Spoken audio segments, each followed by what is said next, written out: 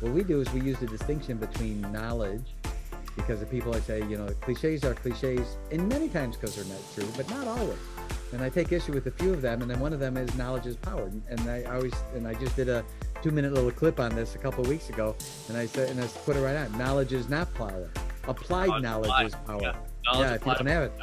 And there's the difference between knowledge and wisdom. See, we can know something, we can have an education on something, but that doesn't mean we know how to apply it. And wisdom is knowing what to do and when to do it. So we teach people how to supplant and how to take what we call their know-how and make it finally equal their do-how. How to actually do and apply with what they know. And that's where wisdom comes in. Heroes are an inspiring group of people. Every one of them, from the larger-than-life comic book heroes you see on the big silver screen, to everyday heroes that let us live the privileged lives we do. Every hero has a story to tell, from the doctor saving lives at your local hospital, to the war veteran down the street who risked his life for our freedom, to the police officers and the firefighters who risk their safety to ensure ours. Every hero is special and every story worth telling. But there is one class of heroes that I think is often ignored: the entrepreneur, the creator, the producer, the ones who look at the problems in this world and think to themselves, you know what, I can fix that, I can help people, I can make a difference. Then they go out and do exactly that by creating a new product or introducing a new service. Some go on to change the world. Others make a world of difference to their customers. Welcome to The Hero Show. Join us as we pull back the masks on the world's finest heropreneurs and learn the secrets to their powers, their success, and their influence, so you can use those secrets to attract more sales, make more money, and experience more freedom in your business. I'm your host, Richard Matthews, and we are on in 3, 2, 1. Hello and welcome back to the Hero Show. My name is Richard Matthews, and today I've got live on the line EA Csolkovits. Are you there, EA? I am, Richard. Thank you so much for having me on your great show. Awesome. So glad to have you here. I know we were talking before you're coming in from Michigan, right? Is it still hot up there? Or are you guys starting to get cold already? Actually, we've gotten a break in the weather now. It's getting down, like last night, it was in the mid 50s. So we're getting a good break, good sleeping weather. And we had a little bit of we had about a week to 10 days, which we usually do every year, where it's like in the 90s and getting close to, 100. And that's coming past. So we're getting to that favorite time of the year. I love Michigan in the fall because the colors, there are more bushes and trees variances in Michigan than any other state of all 50 states. And that's cool. And so it gets beautiful, in the fall. It's just like you can't even describe how pretty it is. So awesome. So yeah, hopefully you'll get up there. We're going to try and do the whole northern row of states next summer, and Michigan's on the right side, so that we're going to go up into Idaho and then across. So maybe we'll be in Michigan in the fall and get to see that. Yeah, beautiful, breathtaking. My only problem is, as a Southern California boy, 50 degrees is about 15 degrees lower than when my blood freezes. So I freeze at about 65. Understood. 100% understood. Yeah. So what I want to do just real briefly is just a short introduction. So you are the founder of Givers University. Is that right? Yes. So to start off, can you tell us a little bit about what Givers University is, like what you guys do, who do you serve, that kind of stuff? For sure. We do something and actually teach something that I'm positive, because it's been validated, it's not being taught anywhere else. I average 1 to 3 podcasts a day. I've done 100 podcasts since the beginning of April, and interviews, and no one has ever said they've heard of this stuff, and they said it's so vital we learn it. So the easiest way to sort of explain what we teach at Givers University is, first of all, I say to all your listeners, we love everybody. I say it emphatically, we love everybody. But we teach something that's called discernment in relationships. Another way of identifying that is we teach people how to separate the person who we love from their deeds, which we may not love. And by observing certain deeds, which we use a very granular approach, even using the actual checklist of these are the things, the actual deeds people will do. And when you watch them doing these deeds, you can begin to discern and say, should I bring this person closer into my life? Because givers bring with them the 3 W's of givers: wisdom, wealth, and wellness. Or when I see them doing other certain deeds, should I begin discerning and begin to respectfully distance myself, not nasty or rude, respectfully distance myself from them? Because when I bring them closer, they're going to bring with the 3 D's of takers, which are defeatism, disruption, and destruction. So if I bring those then people in closer into my life, they're going to make me collateral damage, and I'm going to be stomping out fires not of my making. So we teach people how to discern in their relationships to decide which people should I bring in closer into my life. Because, you know, Richard, as you know, just traveling around, we have businesses opening and closing faster than ever before, products being antiquated overnight. What do we have left? Our relationships. That's all we have left. And no one's teaching us how to discern those. I'm a self-improvement guy. I'm sure you are, but no one's teaching. Richard, what about the other guy? What if he's not doing it right? What should I do about that?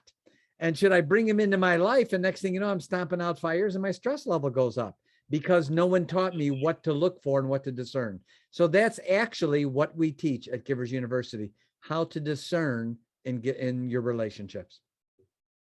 So what's interesting is I feel like that's a thing that those of us who have gotten good at it know, but we don't necessarily have a framework that we could teach that to someone else. So it's really interesting that you have a framework to teach a skill that some of us have to learn in order to get, in order to achieve levels of success. You have to have that skill, but you may not be able to like enumerate it the way that you just did. Exactly right. Because usually, and I guarantee you through your learning process, as you've acquired this skill, you have the scars to prove it. Yeah. and that's what happens. That's how we learn through those. So we try to help people avoid some of those scars by virtue of even teaching them checklists of deeds. Look for these specific things. And when you see them doing these things, then you can begin to discern, should I bring them in closer or not? And we see that the value in relationships with people just goes up dramatically with not having to have all, because when we're stomping out fires in our life, we're not doing the things we'd rather be doing. Yeah. And when our stress level goes up because we've got the wrong people around us and no one taught us, what should I look for in the beginning? So I should decide, no, maybe I shouldn't have them that close to me because of what's going to happen. So it's been very fulfilling to be able to share this information for those who have yet to acquire the skill. And it's a mass majority, most people haven't been able to learn what you've been able to learn. Yeah, and you can absolutely like still love those people where they are, but you keep them at an appropriate distance. Exactly right. And then we teach people, that's why I start out by saying we love everybody. And when we say giver, we're not identifying a person, we're identifying their deeds. When we say giver, we're saying giver deeds. When we say taker, we're not calling a person a taker or identifying them as a taker. We're identifying the deeds that we have. And we even teach people, if you're being a little takerish or someone being a little takerish, there's certain things you can do to help them do what we call a data reset and become more giverish, if you will. And we found that really helps even in family relationships, where they see these conversations that need to happen, but everyone's afraid to do it because they don't want to hurt their feelings. They don't know how to broach a subject. And so it's very rewarding that we can teach a very granular approach, not, broad swaths of innocuous information where you say, okay, well, that sounded good. Yeah. Like one guy, a couple interviews back, guy goes, oh, this is great. I read this book and the book said I need to have 5 good people around me. And I said, you're right. You should. One question, which 5? And all of a sudden he was staring at me with this blank look. I said, you get my point? No one's teaching us how to decide which 5. Yeah. So my first question for you is, how did you get into this space, right? We call this the origin story on this show, right? It's, every good comic book hero has an origin story. It's the thing that made you into the hero you are today. Were you bit by a radioactive spider that made you want to get into teaching people how to discern relationships, or did you start off in a job or a career somewhere and move over to become an entrepreneur? Basically, what's your origin story? I appreciate that. And there's 2 parts I'd love to share with your listeners as it relates to that specifically. And I should share with your listeners, I never say anything in 10 minutes if I can say it in 20. So I'm just warning them up front. So, but it actually goes back a little bit because I was born and raised in Chicago. I don't know if you've been in Chicago yet on your tour, but maybe next year as a part of it. But once in college, I wrote the L from one side all the way to the other because I thought that'd be a good thing to do with my weekend. It is an interesting experience. Once you've been on the L in Chicago, you never forget it, right? And I was born and raised in Chicago, the outlying area. The L, of course, is downtown, and in an area called Oak Brook. And my father was a milkman, so very humble upbringing kind of thing. And all this has to do with how Givers University came about. And I remember one thing when my father, because he had his own route, worked for Twin Oaks Dairy. Back then, milk came in glass gallons. And there was a box outside the house that was the milkman's box. You know, what's interesting, Richard? There was always money in the milkman box, and not one time did anyone ever touch it. Different times, Yeah. huh? That was milkman money. Everyone knew that. That was for Now, milkman. now they steal your packages from Amazon off your porch. Exactly. Even when they're being filmed, Yeah. it's extraordinary, right? So, yeah, there's certainly different times. But my father had his own route, and he'd get up at 3 a.m. and I, at 5 years old, would go help him. And he always said the same thing. He always said, "Well, when we're done, we're done." And it was a point he was making because he didn't need to punch a time clock. He wasn't have someone tell him to be somewhere at a certain place. He had to do it all. But he was simply saying, the sooner we get done with whatever we got to do, the sooner we can do the other things. And I think that sort of gave my first touch on being a self-starter. And then at the ripe old age of 16, Richard, I moved up to my first big step of being successful, and I became a janitor. Now, I didn't mind doing that because business was always picking up. What? Yeah.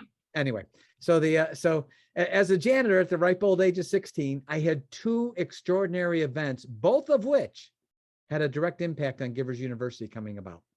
One was, at 16, I was able to be bonded, which means insured. So if my buffer as a janitor hit some piece of equipment, the insurance company would cover it. It also allowed me to be in really expensive places and expensive homes. And every single Wednesday, I cleaned the home of a lady whose name won't mean anything to you until I make the movie reference. Her name was June Martino, and I cleaned her house every single Wednesday. It was $1 million home. She had a full-time maid and butler. I don't know if you ever saw the movie that was out in the last couple of years. It's called The Founder. It's about McDonald's and Ray Kroc. Did you catch it? Yeah. I haven't seen it, but it's on my wish list. Definitely check it out. I mean, I will tell you up front, because I lived the experience. I lived in Oak Brook, where the world headquarters of McDonald's was, and drove by the first franchise in Des Plaines, Illinois, 100 times because it was on the end of the milk route, when we were going home, and drove by it every day, literally. So I witnessed the whole thing. So I can tell you this, the movie has a lot of Hollywood spin on it and drama just to try to make it interesting, because Ray Kroc really wasn't the way he was portrayed in that movie, but it's Hollywood, right? Yeah. In the movie, you will see. So when you see the movie reference, I'm going to make a couple references. Think of me, Richard, when you do. In the movie, you'll see a lady talking to, she's always outside of Ray's office. Michael Keaton plays Ray Kroc, right? So outside of Ray Kroc's office, Michael Keaton, he's always talking to this lady. That lady is June Martino. That lady is the ladies whose house I cleaned every Wednesday. That's cool. Yeah, it is cool. And of course, when I met her, I was 16 years old. So she already had the 3rd most controlling stock in McDonald's at that point. So I was, and for some reason, Richard, I always had in my mind that in order to be successful, you had to be a jerk. You had to be an idiot. You had to be me only oriented, only care about yourself, push other people down. First one to say it's only business, all that kind of stuff. I was wrong. I was so wrong. Here I am cleaning June's house every single Wednesday. Richard, she was so the opposite. It wasn't even funny. So approachable, so nice, never condescending to, she's got a maid and a butler. In fact, to show you how she was, if I was buffing the floor, because I had to be there for a special, you use a special buffing pad on the floors and clean the pool in the garage. If I was looking down buffing and she walked through the room, she would say hi to me anyway, even though I hadn't even seen her, right? So that nice and that approachable. So one day I had the chance. I could tell she was in extra good mood. I thought, this is it. I'm 16 years old. I'm a snot-nosed 16 years old. I'm going to muster up all my courage, and I'm going to go ask June Martino a question. And I got to tell you, I mustered up all my courage. I was shaking in my janitorial boots as I went up to her. And I said, "Hi, June." She said, very approachable. It was extraordinary to me. And she said, "Hi." She knew who I was. I was in there every Wednesday, and she always said hi. So, and I said, "Can I ask you a question?" She said, "Sure." I said, "Well, could you tell me about it?" And she said, "Well, what's that?" And I said, "Well, the whole McDonald's thing." I'm not kidding, Richard. She put her arm around me. This is the lady in the movie. She put her arm around me, brought me in the kitchen, and the entire day told me the entire McDonald's story. Coincidentally, when the movie starts, you see that Ray is a milkshake mixer salesman, and he hasn't even met the McDonald brothers yet. That's when she started the story with me. It was weird. I don't know how she started right there, but she did, because she worked for Ray before he met the McDonald's brothers. He sold milkshake mixers. That's how he met them, right? So so she tells me the whole story, every step all the way through. And then she reaches a part that's mentioned in the movie. And she said, there was a time when we were out of money. I kept the ledger. So I brought it to Ray and I said, we didn't have any money. Money's going out faster than it's coming in. In the movie, it perpetuates a phone call for Michael Keaton to call the brothers. They have a drama phone call. I need more percentage. I need more percentage. And Michael Keaton slams down the phone, right? That isn't really how the event happened, but the event did happen. And that was, I asked her, simply put, I said, well, June, I'm a janitor. I work Friday to Friday, paycheck to paycheck. If I don't get paid on Friday, I'm not showing on Saturday. I need that paycheck. Why did you do it? Why did you work for no money and stay there? And Richard, I could tell she sat back, stared at me, had this blank look on her face, and literally was staring at me. And I could tell she just left the room. She genuinely was wondering, why did she do it? Because I guess I just asked her a question no one else had asked her. Everyone wanted to know what happened with McDonald's, but no one ever asked her why. So I said, June, why did you work for nothing? Why did you keep working for Ray when you weren't getting any money? And she said, it was real simple. I'll never forget her answer and the way she said it. She said, because I believed in Ray. And my first thought, Richard, when she said that was, that's it. That's what I need. I need to find my Ray Kroc. That's what I need. As a janitor, I don't even know what I don't know. I don't know the questions to ask. I don't know what I don't know. All I know is I don't know it. And I need to have, it certainly didn't work out for June too bad. She, so I need to find a Ray Kroc that can bring me under his or her wing and teach me what I need to know. And it wasn't 2 or 3 months later at our office, second event as a janitor, all of which bring about Givers University.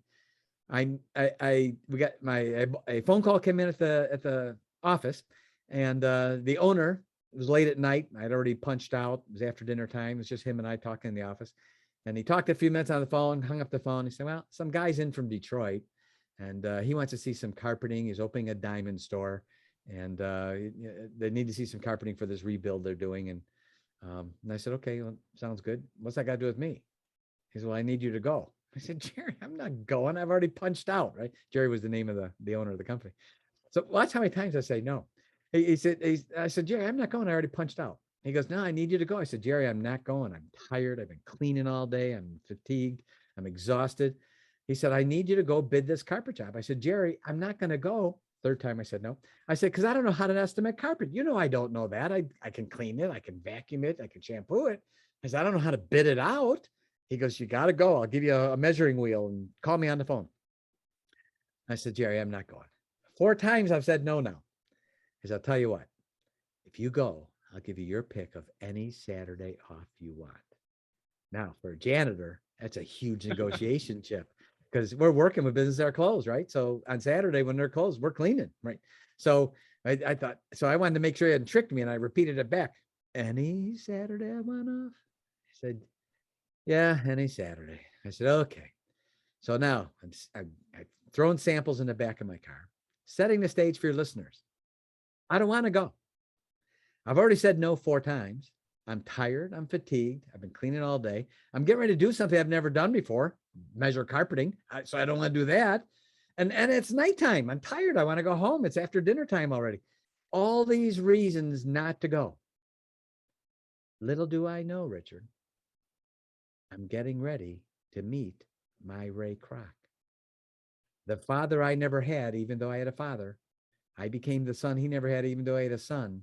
And he became the man that would change the trajectory of my life forever. And when I met him, he offered me a job. I started working for him.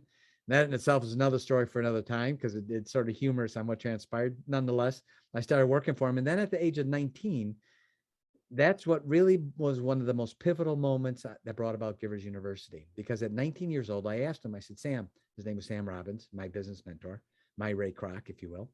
And I said, Sam, will you teach me everything? I mean, all of it, all of it. I mean, he was already a multimillionaire many times over, and he had so much of the kind of life I always wanted to have, just didn't know how to get there, didn't know even what to think or ask.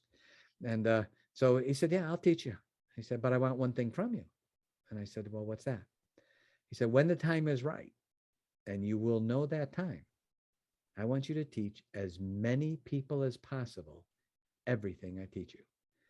So Richard, at 19 years old, I made a vow, I made an oath, and I made a commitment to my business mentor that later on has become manifest as what we know as Givers University. And that's how it came about.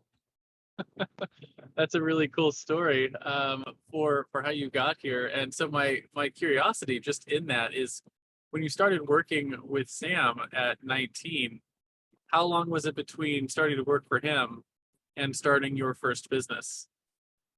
Well, by the time I was 21, I was chairman of the board of that business, the Diamond Company. And I mean, you know, I was very much into learning. I was like a sponge. And I think one of the things I was able to do, and this would be, you know, one of my identified superpowers, if you will, was that I had the ability, Richard, to realize I didn't know. I wasn't too fascinated by, you know, I didn't have to look good because I was a janitor. I mean, you know, I knew I didn't know this stuff, and everyone that knew me knew I didn't know this stuff. I had one ability, and that was simply to say, you know, that's really interesting. Could you teach me about that? I'd love to learn that. And I just became like a sponge. And so the company, the company, House of Holland, actually became my first business, if you will, as I became, you know, I was 21 years old. I was chairman of the board of that business. And then from that, while being mentored, I started training companies and went on to other businesses and other ventures, and was very, very blessed because of not only what my business mentor taught me, but also one of my businesses I started was I had a radio talk show for 2 years. And in 2 years, I interviewed over 1,000 millionaires in 2 years. And I have to share with you, Richard, that was phenomenal because I was most interested in all the questions I asked them off the air, the things I wanted to know. How about this? How about that? How about this? How about that? And through all that, I was able to graph all these commonalities and all the things my mentor taught me. And those became the series of courses at Givers University called Give to Be Great. And that's, it's a series of 3 courses. And that all came from those events of learning and genuinely having my own business. So I've always enjoyed having my own businesses because I wanted, the last job I had, and everyone knows job stands for just over broke. The last job I had was as a janitor. That's awesome. So I want to dive a little bit more into your superpowers, right? And you know, you mentioned a little bit, but every iconic hero has a superpower. It's the thing that makes them into the hero they are, whether that's a fancy flying suit made by their genius intellect, or the ability to call down thunder from the sky, or super strength. But you know, heropreneurs have what I call a zone of genius, which is either a skill or a set of skills that you were born with or you developed over the course of time that really energize all of your other skills, right? It's the common thread between all the skills that you've developed over your life, and that common thread that ties all your skills together is really where you find your superpower. So with that sort of framing, what do you think your superpower is? The ability to dumb up, the ability to say, I don't know, you know, not being so interested in looking good like everyone's today. I want to be my brand and I want to look good and I've got to look great and all. And I was just always sort of the opposite. I took the humble approach and just said, you know, I don't know that. Could you teach me that? And then I was blessed, I think, with the ability to gather what I learned and then break it down into very granular, simplistic terms that it would be easy for people to grasp, not only the information, but what to do with that information, which I think is really, really critical. I find in business and success and most people know what to do. I have to share with you, Richard, I've met many, many educated idiots in my life. All the book knowledge, they can spew it all back at you. No execution ability, no ability to implement. So I focused on how do I accumulate this stuff with my ability to dumb up and just simply ask and say, you know, I don't know that. Could you teach me about that? I'd love to learn about that. Right. And by the way, it's a very interesting on how it opens up people. No matter how successful or not, when you say that to someone, it's fascinating how much they open up, and because they love to be able to share something that they may have acquired. And then my ability to sift it down, filter, all the way down to how do I utilize that information and then actually apply it and implement it in its most simplistic terms. Yeah, absolutely. The application is almost the most important part of that skill, because otherwise it's just knowledge up here. And I was having a discussion with my son the other day about the difference between head knowledge and heart knowledge. The difference being that heart knowledge is something that you've experienced in the real life, in the real world. Head knowledge is stuff you know in your head. and how different that kind of knowledge is. And so like it almost doesn't matter what you gather in head knowledge until you've actually applied it and done something with it. And I was talking I was talking with him about my best metaphor for at least for a child on the difference between like head knowledge and heart knowledge was having kids yourself. And I was like, he's going to be 12 and he gets the idea of being a parent and the responsibilities and all that stuff. He like in his head, he understands the responsibility and everything that goes along with it that I have for him. I was like, but you won't like, and you'll understand that all the way up until the moment that you hold your baby in your hands for the first time. And it changes you, right? It changes you like on the inside. I'm just like, that's what heart knowledge is when you apply something, when you apply the knowledge, it changes who you are. And I think it goes right back to the stuff you were talking about at the beginning about actions. Actions are what define us. And so, you know, when you're talking about being able to build those skills of who are the people to keep in your life, it's all about the actions, because the actions are really what define a person. Exactly right. And we would use a term, and I really appreciate you've articulated that excellent. What we do is we use the distinction between knowledge, because the people I say, you know, cliches are cliches, and many times because they're not true, but not always. And I take issue with a few of them. And then one of them is knowledge is power. And I just did a 2-minute little clip on this a couple of weeks ago. And I said, and I put it right out, knowledge is not power. Applied knowledge is power.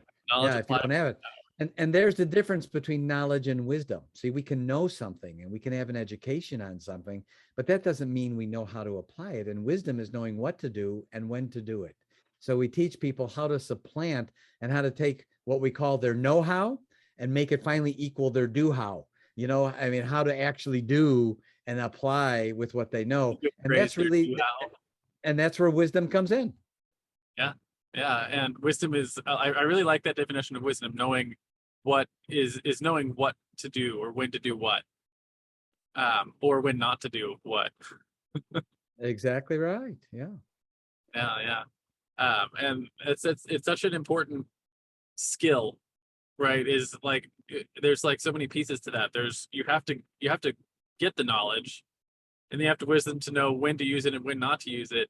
And then you have to actually use it. And those are like all 3 different skills, and you have to pick up all of them if you want to be successful. That's exactly right. Exactly right. Well said. So if your superpower is the ability to distill that knowledge down, right, and get both that do-how and the wisdom to know when and not to use it, the flip side of the superpower is, of course, the fatal flaw. Right. And so just like every Superman has their kryptonite, or Wonder Woman can't remove her bracelets of victory without going mad, you've probably had some flaws that have held you back in the growth of your organizations.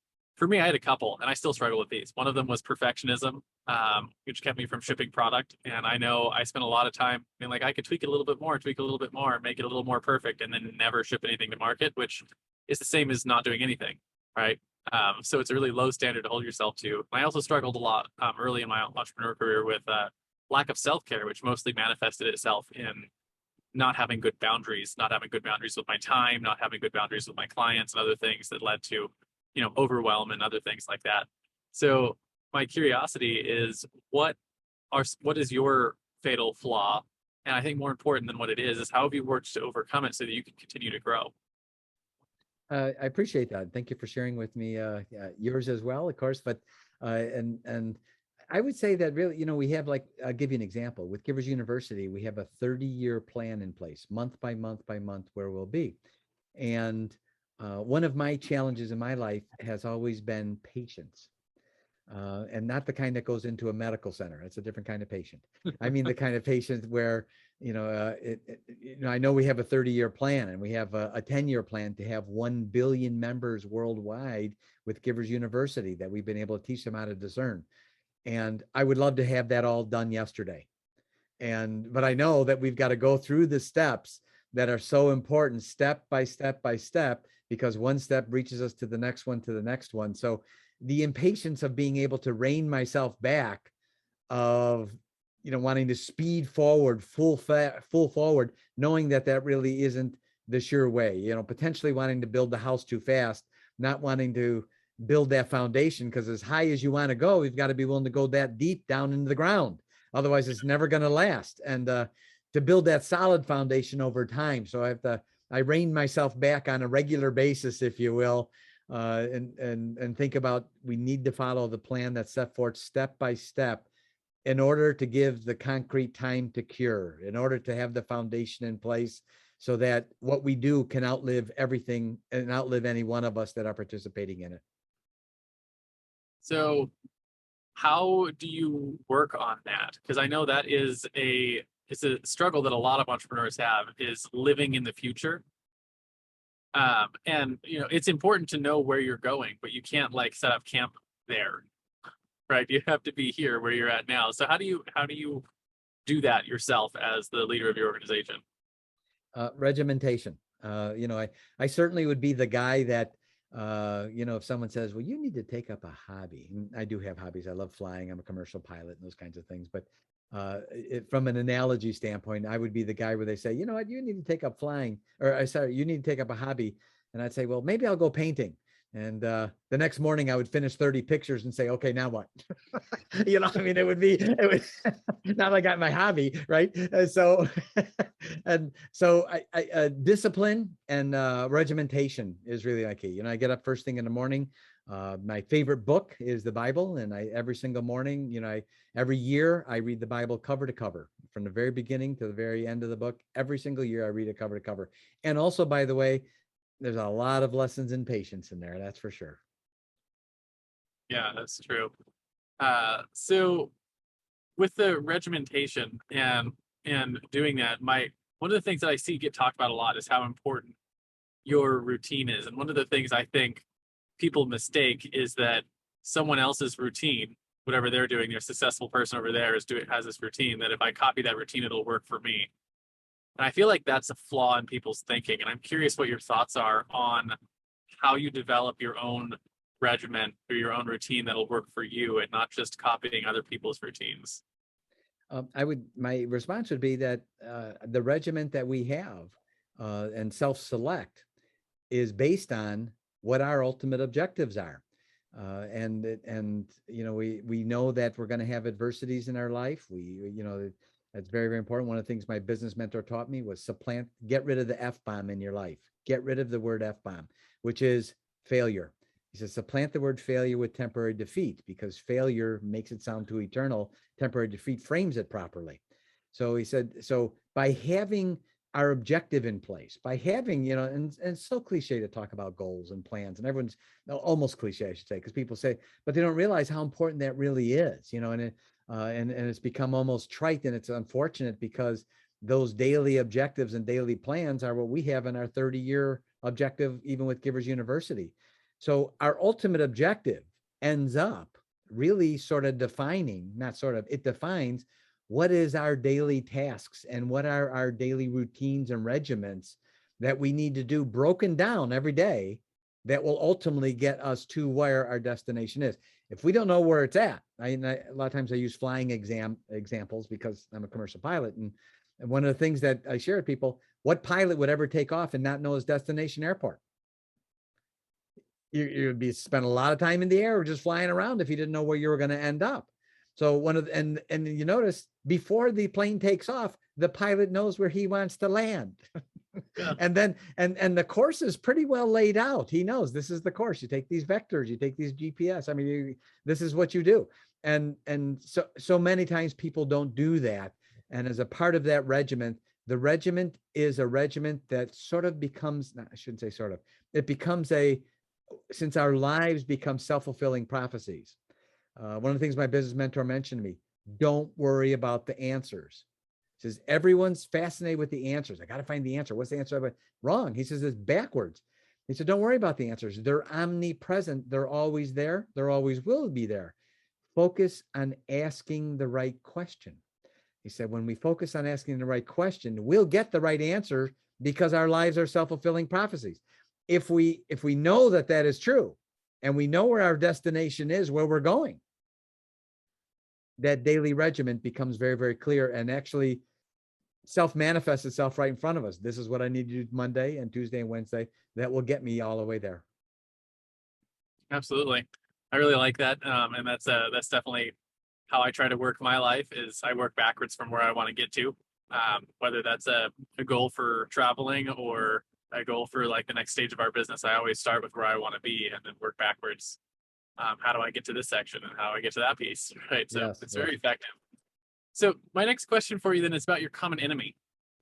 Right. And I like to put this in terms of your clients, right? So every superhero has an arch nemesis, and it's the thing that you constantly have to fight against in their world, right? So um, we like to put in the context of your clients, right? The people that actually hire Givers University or come into Givers University, and it's a mindset or a flaw that you constantly have to fight against to help them overcome so they can achieve the result that they came to you for in the first place. And if you had your magic wand and the moment they hit the complete purchase button, you could just pop them on the head and not have to worry about that. What is the common enemy that you find with the Givers University? When I first met my business mentor, one of the first things I told him is I wanted to become a millionaire. And he said, well, I can tell you this, earning $1 million will be one of the easiest things you'll ever do. And he said, I'll tell you the hard part. And I said, what's this? He says, it's the hardest part you'll ever do. And I said, what's that? He said, believing you're worth it. And I find that many, many business owners don't value what they bring to the table when they help their clients. I'm astonished when I do business consulting. And I can share with you, I listen to my mentor. And what I'm about ready to say is not to be braggadocious. It's when you have a mentor that can train you. I became a millionaire at 21, and at 33 years old, that was the first year I earned $1 million in 1 year after I had paid taxes. That's not business income, that's personal income. I'd paid all my taxes and had $1 million left in my pocket at 33 years old. I didn't do that. The application of the things I learned taught me how to do those things. And one of the things that my business mentor that I find I challenged with constantly with people is they have bought into so much what other people have taught them that they no longer control their own thought process and their own mind. They have actually given it over to other people over and over again and not realizing it. We have 18 million, these are the numbers, by the way, astonishing, 18,250,000 separate conversations with ourselves in our own mind every year. 18,250,000, about 35 a minute, separate conversations we have quietly in our own mind. And people don't realize the impact of those conversations we have with ourselves and how they will manifest themselves in our life. So I can share with you the constant battle that I've seen, and is that people don't have the belief and they don't really realize the great extent and the freedom of choice, this God-given right we have to think our own thoughts. And they've just adopted everyone else's. And that has to do with their own inabilities, their inability to perform, their inability to succeed. I can go, the list is endless, it seems, over and over again, but it can always be filtered back to being a dependent thinker, where they're thinking dependent on what other people feed them and they think, as opposed to being an independent thinker and keeping and maintaining their own counsel and having good, success-oriented, those that have done it, counselors around them. Absolutely. Yeah. I know one of the most important things I've learned in my life is learning how to self-select the people whose advice you would take. Boy, is that true? Whew. That's a biggie. Yeah. And it's an interesting thing, especially like I grew up, I had great parents, right? And I still have a great relationship with all of them, with my parents, and learning early on that because my parents weren't entrepreneurs, that when it came to business, I couldn't take their advice. And that was like a rough thing to learn as a kid. You think especially when you have great parents like I had, is you think like their word is gold, and you find out that, in some areas like they're, but want to listen to them about parenting and running a family and keeping a budget for a house and all those things, that like all the life skills I picked up from them, absolutely, they were great people to listen to. But when it came to how do you run a business and those kind of things, I couldn't listen to their advice. And had to go through several years. And, my parents probably listened to this episode later. And how many times that they were like, man, my son is crazy because they don't live in the same world that I do. And it's an interesting skill to pick up, to say like, hey, this person has a skill that I want or has the result that I want in this area, and I can listen to them and their advice in that category, but not necessarily in other categories, right? Because I've had business mentors who are like, they didn't have the relationships that I want, so I didn't pay any attention to how they how they taught or listened or whatever about relationships, but they had the results I wanted in business. So it's an interesting skill to pick up, learn how to self-select counsel. And it's been said, we are wise only in that which we have knowledge about. So that means that everyone has that different set. So, and I mentioned other people, and I said, find someone who's done it, not someone that knows how to do it and says, I'm going to teach you how to do it. Someone who says, I did this, let me show you how to do this. Again, when I was flying, I'm glad someone just didn't throw me, a bunch of books after ground school and said, there's the keys to the plane. I would have been a lawn dart by the end of the runway, I mean, but what did he do? He sat with me.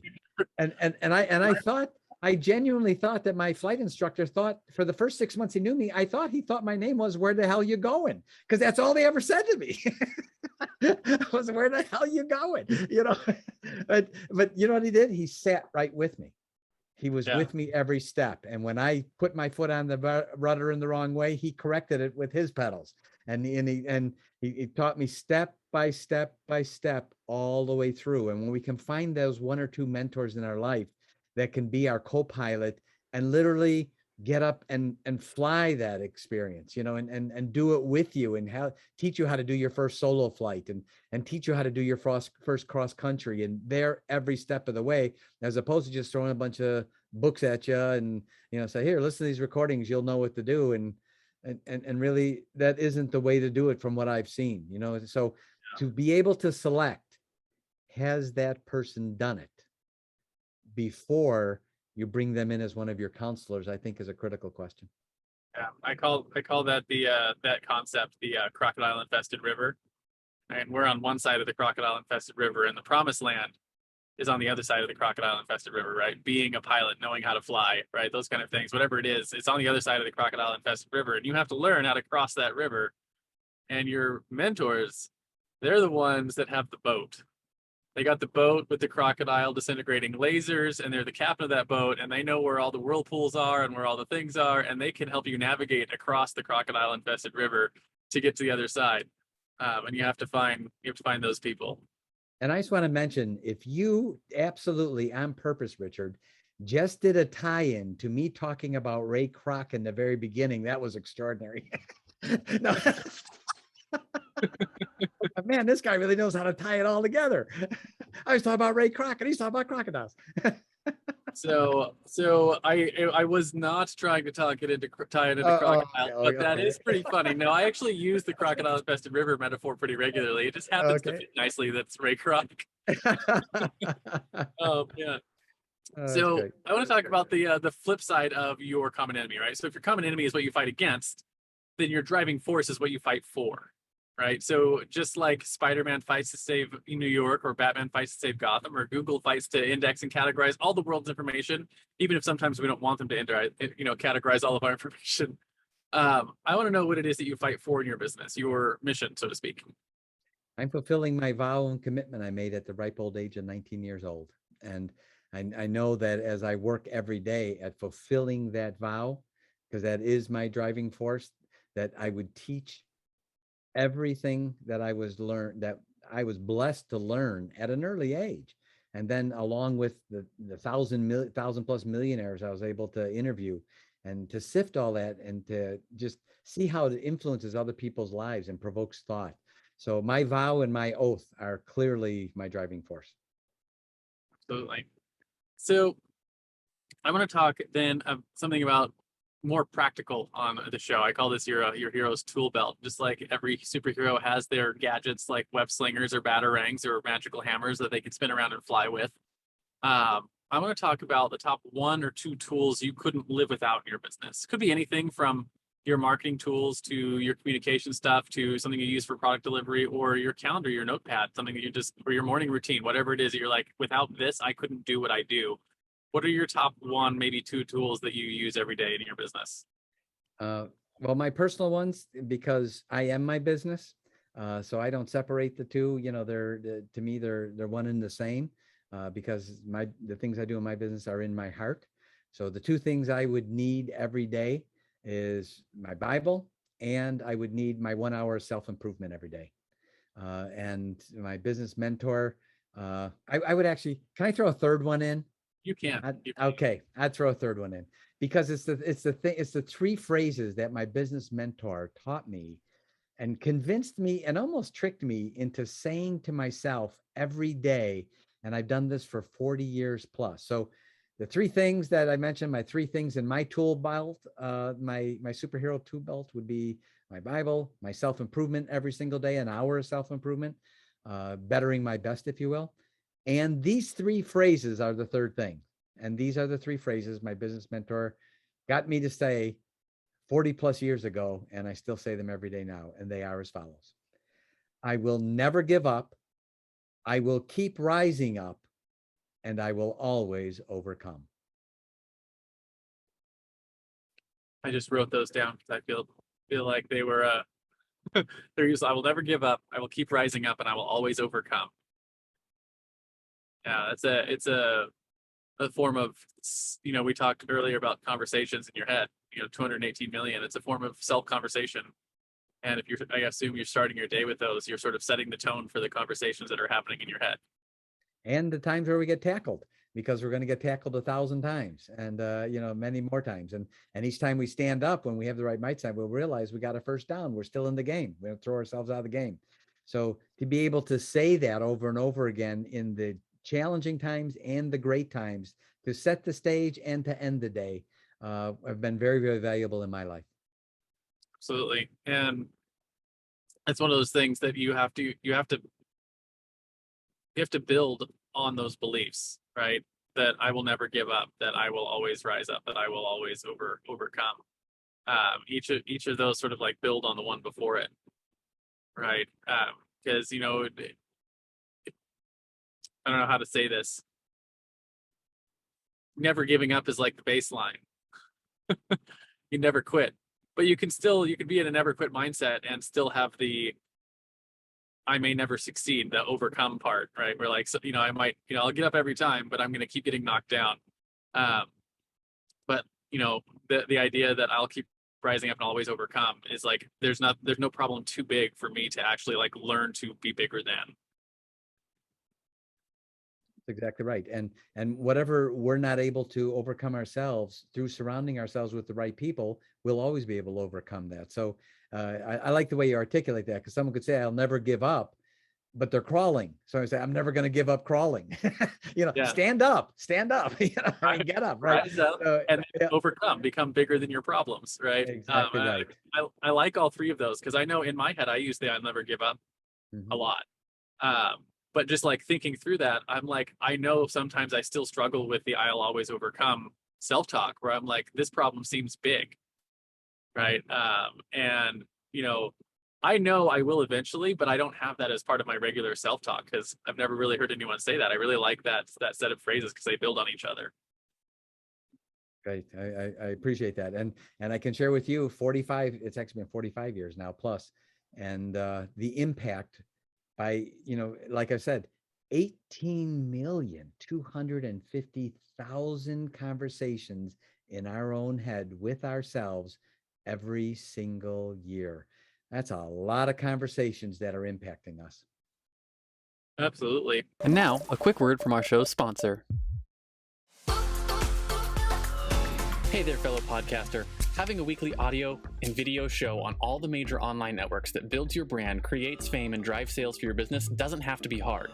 I know it feels that way because you've tried managing your show internally and realize how resource intensive it can be. You felt the pain of pouring 8 to 10 hours of work into just getting 1 hour of content published and promoted all over the place. You see the drain on your resources, but you do it anyways because you know how powerful it is. Heck, you've probably even tried some of those automated solutions and ended up with stuff that makes your brand look cheesy and cheap. That's not helping grow your business. Don't give up though.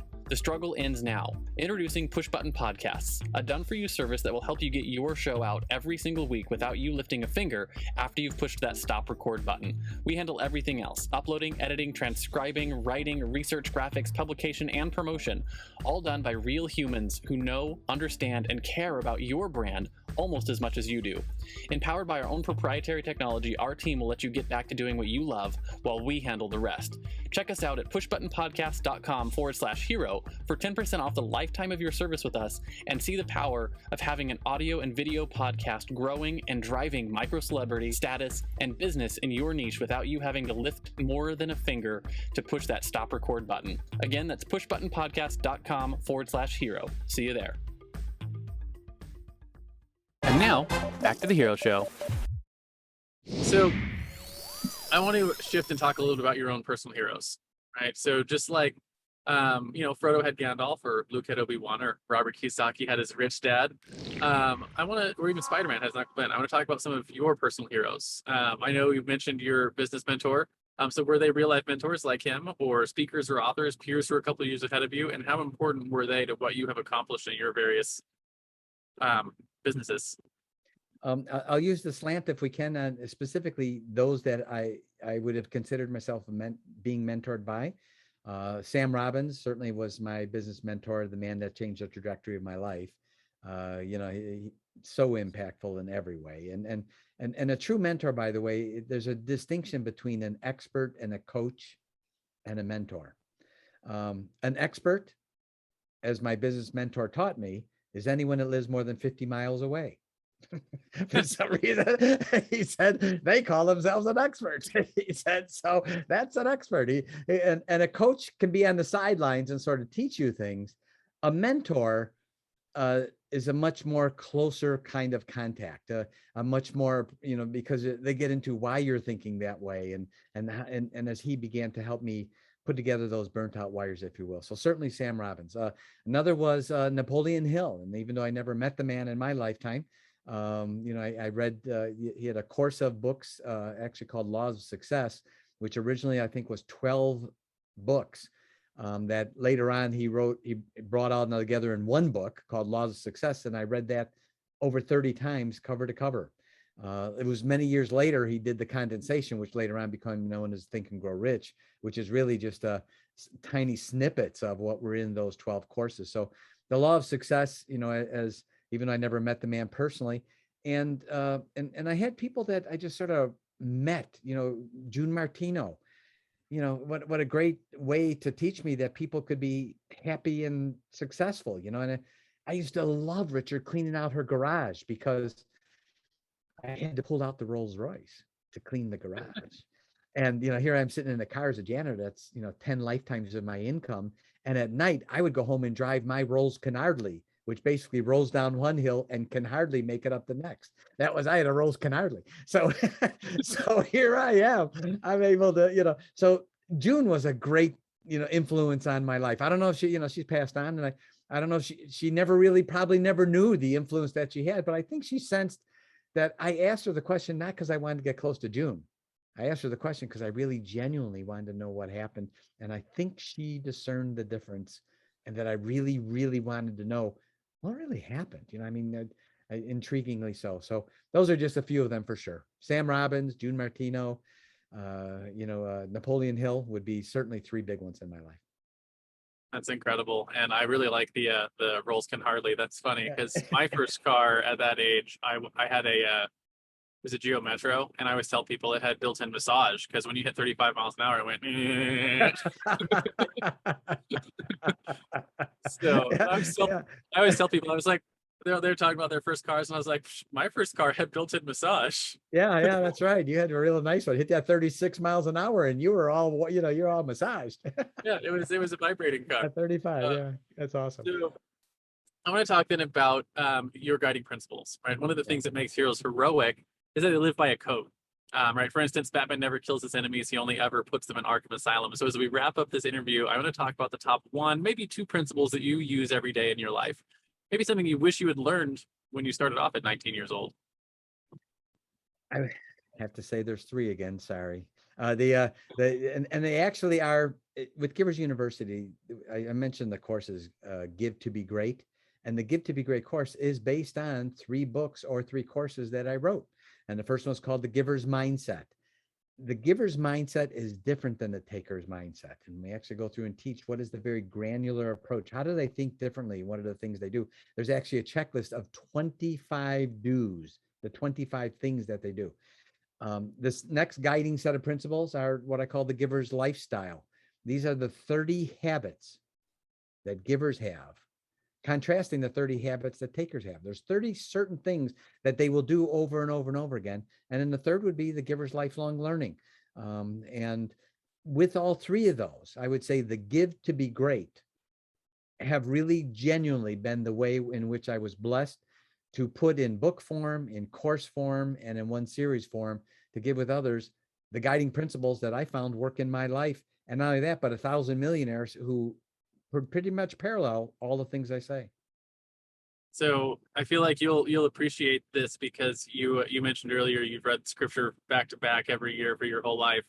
The Sermon on the Mount in Matthew 12, I believe, Jesus talks about give first and then you shall receive.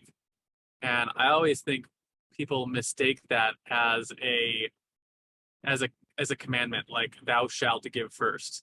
And I don't think that's what that was. I think that what that was is like, hey, I'm the author of the universe and the operating system of the universe operates in this way. And that's what the Sermon on the Mount is. It was just him describing the way the universe was built. And one of those principles is give to be great, right? Give first and it will be given unto you. And I feel like it's just how the world works. There's no getting around it. I agree with you. And from the standpoint of my business mentor, when teaching me about giving and how important that was, he said, let me share with you a little bit. I reflect on these words, even like they were yesterday. And one of the things he said was, when you're a giver, people will take advantage of you. He said, but here's the part no one gets. He said, they don't hear the next part that's coming. When you're a giver, people will take advantage of you. Expect it. But you're never diminished because you gave. They are diminished because they took advantage of you. And he said, and what you give. And he said, picture in your life this huge scale. And on one side is the giving thing. All the things you get to give and contribute is on one side. And on the other side is all the things we're going to receive. And he said, the amazing thing about the scale is it strives and will always be in perfect balance. He said, so when we understand that, we don't have to worry about the receiving side. He said, so in your life, what you want to do is do your best to get the scale out of balance by throwing so much on the giving side and heaping it so full and doing your best. He said, because those instances where people take advantage of you, and they're going to, number one, get your head around you're never diminished because they took advantage of you. They are. And number two, you will get back from another person, from another event, from another business circumstance in a very unexpected way, that which you gave, as that scale goes back into balance, as it will 100% of the time. And I can share with you, Robert, that has always worked for me. It's Richard. And yeah, that's Richard. I'm sorry. No problem. What's funny is since the very earliest time in my life, people mistake my name for Robert all the time. I don't know why that is. It's a thing. I got a good friend of mine whose name is Robert. They say the same thing with him. People call him Richard all the time. Something about Robert and Richard, they're too close together. Yeah. Well, I don't feel too bad about that because till I was 12 years old, I thought my name was Go Chop Wood. So, Oh man, but I really, really love that metaphor of it being a balance, right? And it almost fits in with stuff that I've been learning about how like all matter is energy and how we're all made of energy, and energy strives for balance. The reason why batteries work is because the energy you have stored here is trying to balance itself out over the circuit, right? And if we're all energy and energy all works to achieve equilibrium, right? When you have that bottle of water that's full on this side, and you hook it up to the one that's empty on the other side, it'll always try to get it to be equal. And it's like a just like I was saying a second ago, it's the laws of the universe, right? It's the way that the world was built. So if you can strive to give, the world's going to work to put those scales back in balance. I've never heard it put that way. I'm going to use that metaphor in my own life and stories as I tell people. That's a great way to talk about it. Please do. Please do. Please do. I'm going to steal it from you. I might even Yeah. remember to give you credit. Either way is okay, because guess what? I didn't make it up. It was taught to me. So, I'm just past. All I am is a conduit, because if I believe I can do it.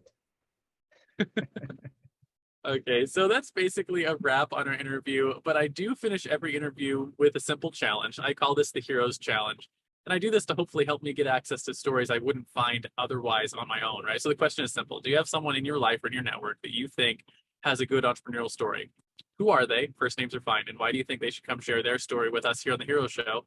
First person that comes to mind for you. One of them would be Didi Hoffman, and I'm actually one of his speakers on an event he's doing right now, and he's in South Africa, and he's putting on a huge worldwide event, and I'm blessed to be one of the speakers, and I think he'd be a great asset to your show on some of the experiences he's had in his life. Some have been amazing. So his name's Didi Hoffman, and the other is Rafael Gomez, and he's out of New York, and he actually does a lot of posting on LinkedIn, and they both would be great guests in being able to share with your listeners and their background. And I can share with you that even with the 1,000 millionaires I interviewed, Richard, do you know every single one of them, everyone, not some of them, all had a time in their life when everything told them to stop. Their friends said stop, their family said stop, their finances said stop, the economy said stop, political arena said stop, and they did that next step. Every one of them did the next step after everything told them to stop. And some of them even used the same words, which was astonishing to me. They didn't even know each other, different industries, different background. It was over 2 years. And they even said almost the same words. And they said, I even took the next step to see what else could go wrong out of morbid fascination. I thought, what else could go wrong? I hit all of them. Is there anything else I missed? Is there anything else? And they said, and then what happened? It was astonishing, on almost effortlessly, with almost no effort. And they said, sometimes even in spite of me, things began to work out. And it was like temporary defeat exited my life and said, this guy or gal doesn't know when to throw in the towel. So I'm just going to go screw up someone else's life. It's going to be a whole lot easier. And they all of them had that story. And certainly Didi and Raphael have those stories too. That's awesome. So thank you very much for that. We'll try and reach out later and get an introduction to them. Maybe they'll say yes and come on the show. But in comic books, there's always the crowd of people at the end who are cheering and clapping for the acts of heroism. So our analogous to that as we close is I want to know, where can people find you? Where can they light up the bat signal, so to speak, and say, hey, EA, I would love to be a part of Givers University. And I think more important than where is who are the right types of people to raise their hands and reach out? Well, certainly those that want to learn how to discern more in their relationships. Those are because that's really where we feel we're helping the most at this point. They would go to our website, giversuniversity.com. It's plural. And on there's a place to sign up for our newsletter. And all I do is put in their first name and email, and then they're going to get a confirmation email. We don't spam people. I hate that. You sign up for an email, and the next thing you know, you're getting 6 a day from them. And I unsubscribe, right? So we send out 1 email a week, and it's every Thursday. Right away when they sign up, by the way, we're going to send them a freebie, and they're going to get a checklist that's called the 6 arrows that takers shoot at givers. It's a great short 1-page checklist. A couple days later, they're going to get another freebie from us that's actually called I referenced the 25 do's before, the 25 actual deeds. It's a 2-page checklist. We want them to print it off, put it in their pocket, use it in discerning their relationships. These are the 25 things you want to watch people do and see how they do it, and helping discerning. Those are freebies from us. We want them to get that. And then every Thursday after that, we send out an email, and that basically is like the giver's toolbox, if you will. Another tool that they can put in their toolbox that's going to help them in discerning with their relationships, and also discerning with the things they're doing in their lives themselves. So they go to giversuniversity.com. That's our website, and we'd love to be able to share with them. And over time, they find out about our courses and who we are, and we're nurturers. We make an investment in people and in lives, because we know how that scale works. We're constantly working to get that scale out of balance by constantly contributing to the giver side. Awesome. Thank you so much for your time on the show today. Really appreciate hearing your story and listening to some of the metaphors that you've taught. And if you are listening to this and you want to learn how to discern in your relationships, definitely check out Givers University. I know we'll definitely make sure there's links to it in the description below. And do you have any final words of wisdom for our audience before we hit that stop record button? Yes. First, I want to say thank you, Richard, and please thank your brother Robert for having me on the show. And and I finish off with I think would be the best superhero salute, and it goes as follows: I will never give up. I will keep rising up, and I will always overcome. I love it. Thank you very much.